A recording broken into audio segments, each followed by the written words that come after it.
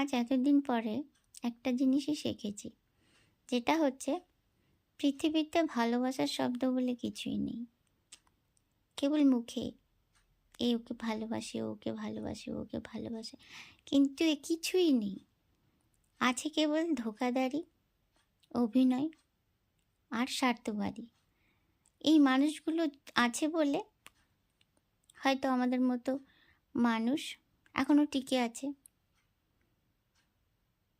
কেননা এরা আমাদেরকে বাঁচার আশা আরও বাড়িয়ে দেয়। সবসময় তো সবাইকেই সময় দিয়ে গেলাম, নিজেদের বলো, অন্যের বলো, জীবনে মানুষকে ভালোবেসে সব কিছুই করে গেলাম, কিন্তু